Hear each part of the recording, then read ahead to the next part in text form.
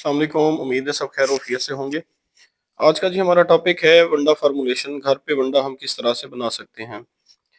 इस वीडियो में हम सारे प्रोसेस सीखेंगे, आपको फार्मूलेशन भी बताएंगे, इसके अंदर जो भी मामलात मसाइल और जो जो चीज़ें इस्तेमाल होती हैं सब के बारे में आगाही भी देंगे और आप इसको बनाने का तरीका भी घर पे सिखाएंगे। आपके पास मशीनरी नहीं है, ज़्यादा पैसा नहीं है, स्मॉल स्केल फार्मर हैं, कोई इशू नहीं है। आप घर पे आराम से एक अच्छे वनडे को बना सकते हैं।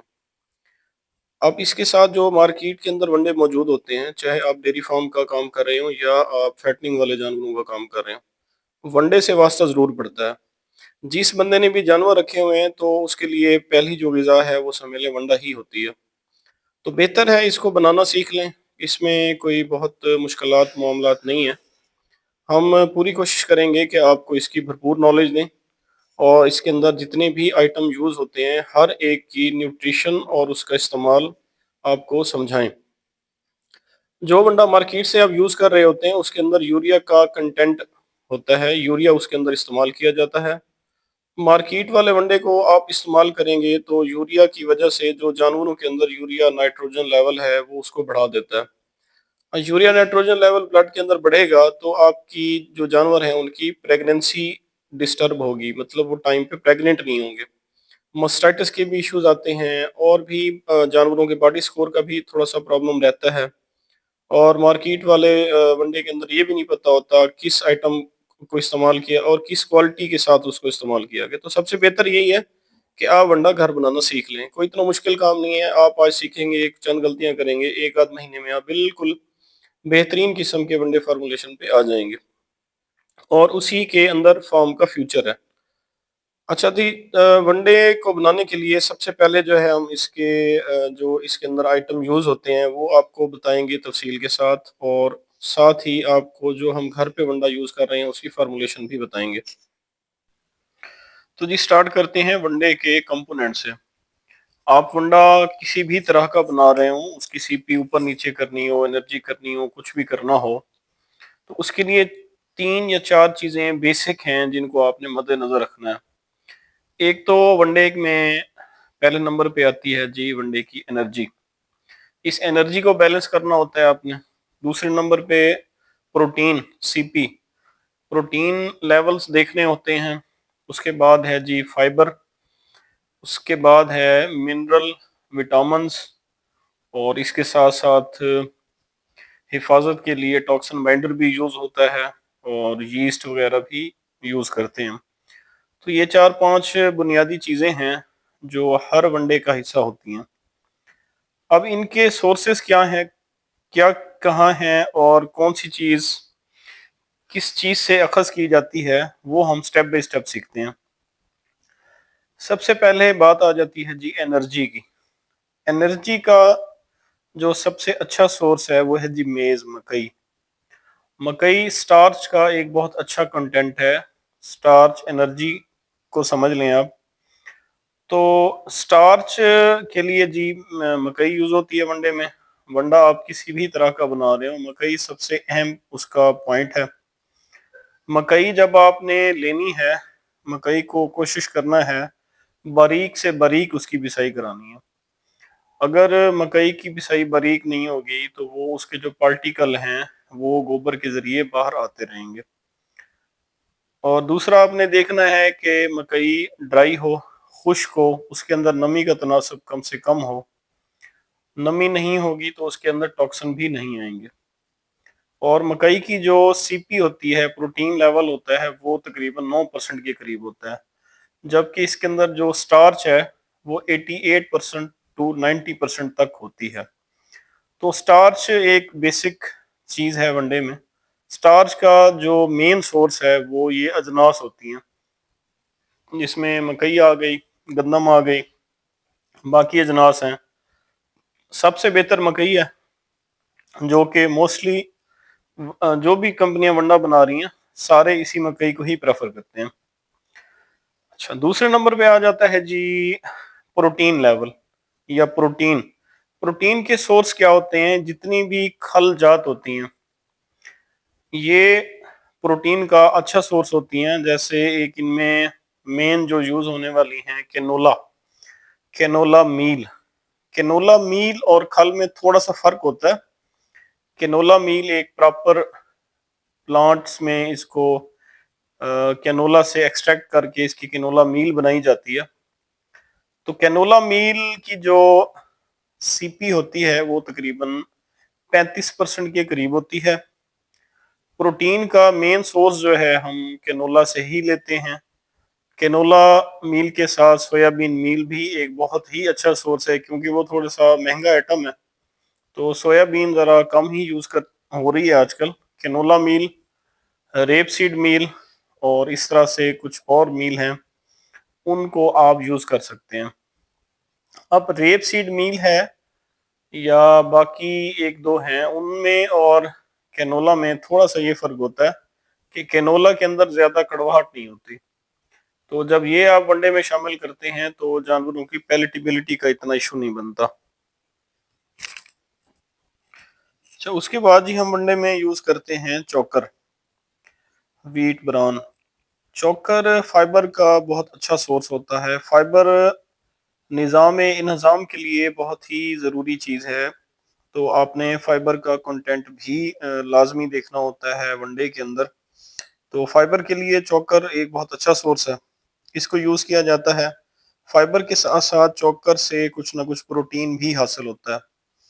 अगर चोकर अच्छा हो तो इसकी प्रोटीन 16% तक मिल जाती है। तो कुछ प्रोटीन का हिस्सा यहाँ से आता है और इसके साथ साथ फाइबर का ये एक अच्छा कंटेंट है, निज़ाम की अफ़ाल बेहतर करता है। तो तीसरे नंबर पे जी हम यूज़ करते हैं चोकर। चोकर के बाद है जी राइस पॉलिश। अब राइस पॉलिश जो है ये इसके अंदर एनर्जी भी है, प्रोटीन भी है और फैट्स भी मिलती हैं इससे। फैट एनर्जी का ही एक दूसरा नाम समझ लें आप। फैट से ये होता है कि अगर ये वनडे में शामिल हो तो जानवर की स्किन पे शाइन भी रहती है, उसकी सेहत भी बेहतर रहती है।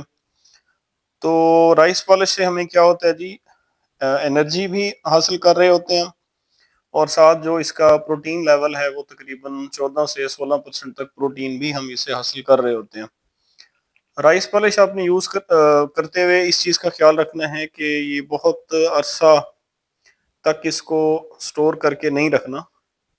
कोशिश करें फ्रेश राइस पॉलिश मिल जाए तो वनडे में वो इस्तेमाल करें, और फिर उसको वनडे को भी कोई बहुत ज़्यादा अरसे तक ना रखें ताकि उसके अंदर टॉक्सिन पैदा ना हो। राइस पॉलिश के बाद हम आ जाते हैं मिनरल, विटामिन, डीसीपी। ये कुछ आइटम हैं जो कि हमें वनडे में शामिल करने पड़ते हैं। जो कि अगर जानवर के अंदर मिनरल डेफिशिएंसी है तो मिनरल्स की डेफिशिएंसी पूरी हो, विटामिन्स की अगर कमी है तो उसके अंदर विटामिन्स वो पूरे हम कर सकें। जैसे एक विटामिन है विटामिन A D3E या सेलेनियम एक होता है।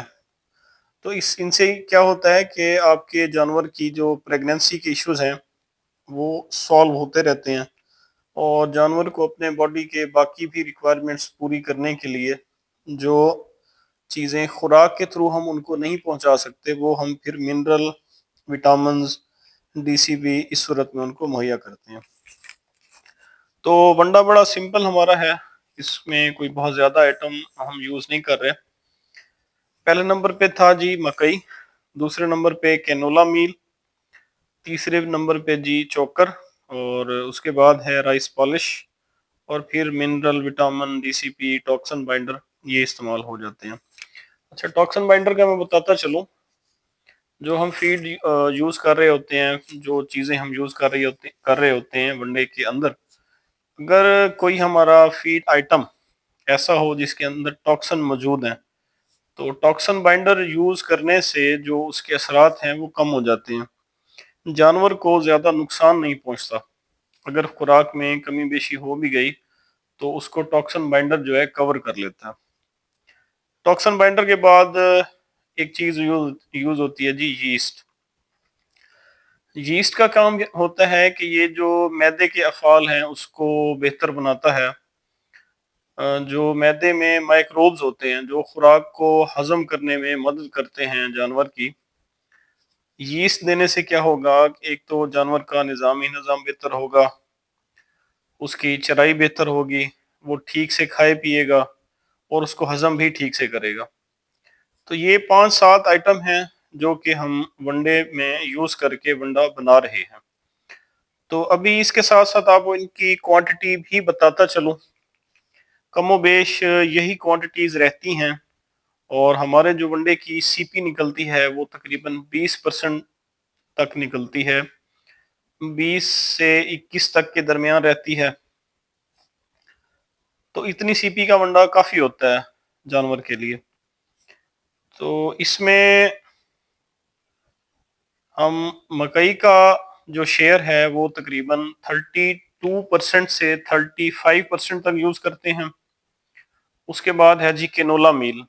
केनोला मील को हम यूज़ करते हैं 25% से लेके 30% तक। उसके बाद है जी चोकर। चोकर को हम 20% तक यूज़ करते हैं। राइस पॉलिश को हम 6 to 8% तक यूज़ कर रहे होते हैं। उसके बाद हम तकरीबन एक 100 kg के क्वांटिटी में 1 kg तक मिनरल डालते हैं। और इसी के साथ जो डीसीपी है, डीसीपी भी तकरीबन हम 1 kg तक डाल रहे होते हैं। और इसके साथ जो टॉक्सन बाइंडर है,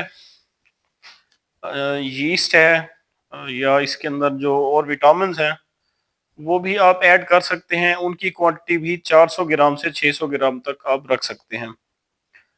तो इन्हीं चीज़ों को यूज़ करेंगे और आप आसानी से इनकी ग्राइंडिंग करा लें पहले मार्केट से। इसमें एक मकई है जिसकी ग्राइंडिंग आपको करानी पड़ेगी, बाकी चीज़ें आपको ग्राइंड शेप में पहले से ही मिल जाती हैं मार्केट के अंदर। तो स्टेप बाय स्टेप आप इसको घर में किसी भी साफ जगह पे, साफ फर्श हो, वहाँ पे इसकी अच्छी सी मिक्सिंग कर लें और इनको बैग में डाल लें। तो बस आपका वंडा तैयार हो गया। अब इसको आप अपने हिसाब से जानवर को ऑफर करें, खिलाते रहें। अब इस वनडे से होगा क्या, जो इसका मेन फायदा होगा, जानवर आपका सेहत भी बेहतर रहेगी, उसके अंदर ब्रीडिंग के इश्यूज नहीं आएंगे और उसके साथ साथ जानवर को मस्टाइटिस के जो प्रॉब्लम रहते हैं, मस्टाइटिस से भी वो थोड़ा महफूज रहेगा। फिर चीज़ें खालिस यूज़ हो रही होंगी, आपने खुद खरीदी होंगी तो आपको उनकी क्वालिटी का भी अंदाज़ा होगा। तो ये था जी आज के वनडे के मुतालिक एक छोटी सी वीडियो। तो उम्मीद करते हैं आपको ये पसंद आई होगी। किसी तरह के कोई क्वेश्चन हो तो कमेंट में ज़रूर शेयर कीजिएगा। इंशाल्लाह मिलते हैं नेक्स्ट वीडियो में, तब तक अल्लाह हाफ़िज़।